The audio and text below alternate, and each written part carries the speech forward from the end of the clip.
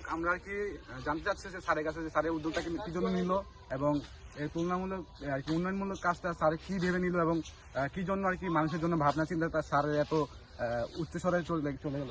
Sir please যদি কিছু বলতেন। আসসালামু আলাইকুম, আমি মোহাম্মদ নায়েব Ali, Kalipur school and college. আসলে তো গভর্নমেন্ট 2021 সালে নতুন যে কারিকুলাম করছে, সেই কারিকুলামের আদলেই আমার চিন্তাভাবনা যে আসলে কিভাবে এই আমার স্কুলের বা আমার দেশের ছেলেমেয়েদের কিভাবে বাস্তবমুখী শিক্ষায় রূপান্তরিত সরকারকে হেল্প করতে পারি। এই জন্য এর আগেও আমি মুক্তিরকান্তি গ্রামে আমার কিছু স্টুডেন্টদের নিয়ে আমি ধান খেতে ধান লাগাই। আর সেই ধারাবাহিকতা রক্ষার্থে আমি আবারও এখানে এসে কিছু জঙ্গল আছে, অর্থাৎ গাছপালা ছোট ছোট আছে, যেগুলো গাছপালা না ছোট ছোট জঙ্গল যেগুলো আছে সেটা পরিষ্কার।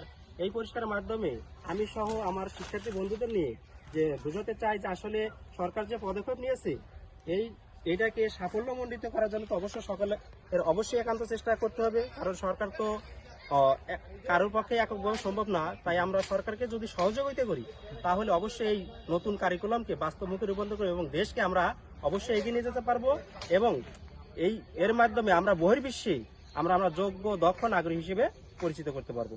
এই স্যার আপনার পরিকল্পনাকে নিয়ে স্যার আপনাকে আমরা আর কি সম্বোধনা করতে চাই। তো স্যার আপনাদের আর কি আমাদের কালীপুর গ্রামের জন্য স্যার আপনি এতটা ভাবতেছেন, সেটার জন্য আমরা কি সবাই আর কি আপনার কাছে কৃতজ্ঞতা জানাচ্ছি।